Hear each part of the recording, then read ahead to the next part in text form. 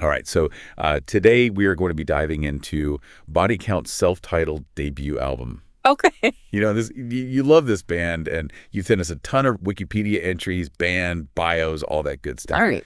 We're talking deep cuts, untold stories. Yeah. Seriously, just glancing at these notes, Yeah. this isn't just an album, it's a cultural time bomb. Yeah. Ready to get explosive. I think so. Yeah, let's do it. So what's fascinating to me is just how this album sort of crashed onto the scene in 1992. You've got Ice-T, already a rap icon. Huge. Deciding to team up with his high school buddies. Yeah. To make, as he put it, hardcore metal. Right. Not rap metal, not a side project, a full-on sonic assault. Well, and what's interesting is I think that alone probably ruffled some feathers, right? Absolutely. Like Ice-T's doing what now? Yeah. What is this? This isn't a pivot. This is a... It wasn't just a musical shift, it was a statement. Yeah. But then you add on top of that the title of their almost released album. Okay. Cop Killer. Hold on. Almost released. Almost. As in they were this close Folks, to lighting the fuse with that name. With that name. Wow. And that wasn't even the half of it. Right. So not only is the album going to be called Cop Killer, Right. but the album itself included a song with the same name. Oh, boy. And let's just say it did not hold back Okay. when it came to police brutality. All right. So we are talking politicians like Dan Quayle, even President Bush condemning the band. Absolutely. We're talking boycotts, death threats. Yeah. The whole 9 yards. The whole 9 yards. Yeah. Okay. So picture this. It's the early 90s. Yeah. Tensions are running high after the LA riots, Right. the Rodney King trial. Right. This song drops. Yeah.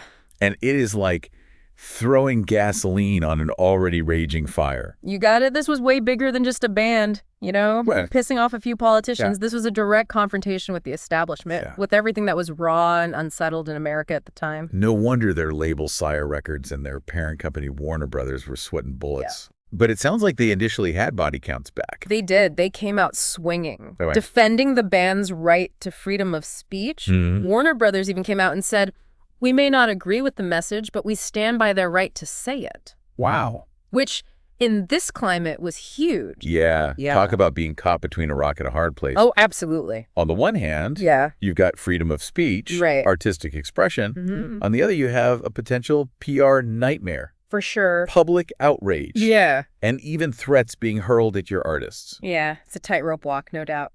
So where does Ice-T fit into all of this? Yeah. What was his take on the chaos that he unleashed? Well, Ice-T has always maintained that Cop Killer was meant to be a social critique, Okay. not a call to arms. Right. He even drew parallels to Talking Heads' Psycho Killer, saying it was no different. Okay. These were fictionalized narratives meant to highlight a very real issue. So he was using his platform to amplify a message that, let's face it, a lot of people didn't want to hear. Exactly. And remember, he was already a prominent voice in the Black community. Right. For him to come out with a song like Cop Killer during that specific time period, it was Mhm. explosive. Yeah. He knew what he was doing. But all this talk about a near release, Right.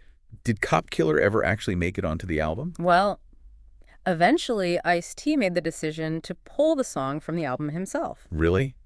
Even with the label backing him, he pulled it? Yeah. That's, I mean, wow. What prompted that? Well, it seems like a million things were factoring in. Okay. He has said in interviews that he felt like the controversy was drowning out everything else the album had to say. Right. The music, the message, all of it was getting lost in the uproar. Yeah. So he swapped it out for a reworked version of Freedom of Speech from his solo work. Oh, okay. But despite all that, the album was still a massive hit. That's wild. All that controversy, and it still resonated with people. Absolutely. In fact, it landed at number 26 on the Billboard 200 and even went gold. Wow. Talk about impact. Yeah, for sure.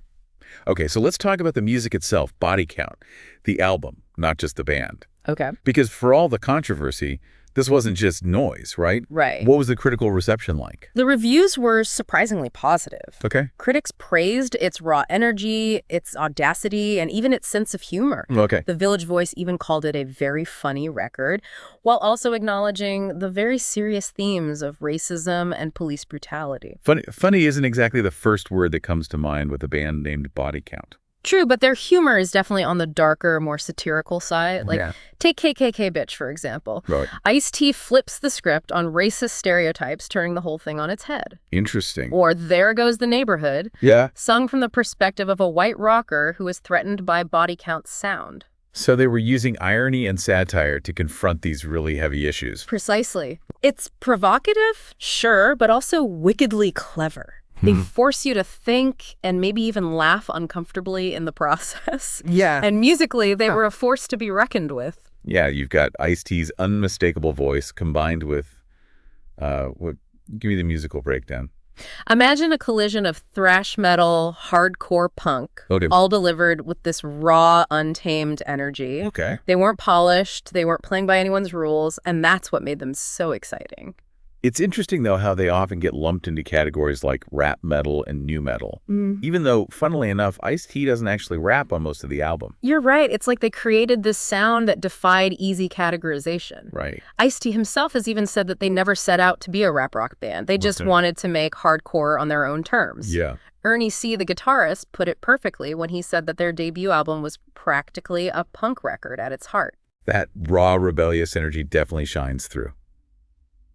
So we've got this controversial, critically acclaimed album that inadvertently helped shape the sound of metal. But this is Body Count's story, not just one album. Right. Where did they go from there? Well, this is where things take a turn. Okay. Body Count, for all their tough exterior, were a band forged in friendship. And tragically, they suffered some devastating losses. I'm seeing in the sources you sent that several members passed away. Sadly, yes. 3 original members died. D-Rock from lymphoma, Beatmaster V from leukemia, and then Mooseman, their bassist, was killed in a drive-by shooting. Oh, man. That's heartbreaking. I can't imagine the impact that had on Ice-T and Ernie C., the surviving members. Right. To lose one bandmate is awful, but 3... It nearly broke them. Yeah. Ice-T has talked about how close they came to disbanding. Okay. The grief was almost unbearable, but ultimately they decided to keep going to honor their friend's memory the best way they knew how, through music. Man, that's heavy.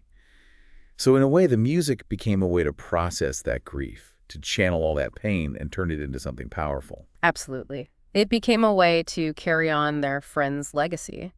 They released several more albums after Body Count, though, as you can imagine, none quite reached the same level of commercial success as that debut. Right. Albums like Born Dead in '94, Violent Demise, The Last Days in '97, Murder for Hire in '06. Yeah. They just kept pushing boundaries, speaking their truth, even as the music industry shifted around them. That speaks volumes about their integrity, wouldn't you say? They could have easily called it quits, faded into the background. Yeah. But they kept challenging the status quo, kept the spirit of Body Count alive. It's a testament to their authenticity. They've never sold out, never compromised their vision, and I think that resonates deeply with their fans. And you know what's even more incredible? What's that? They're still at it. Oh, really? Body Count is still touring, still making music, and finding a whole new generation of fans. Yeah. Wow, that's amazing. Talk about a legacy. Over 30 years later, they're still relevant, still powerful. And get this, they're even Grammy winners. Wait, seriously, Grammys? I did not know that. Yeah.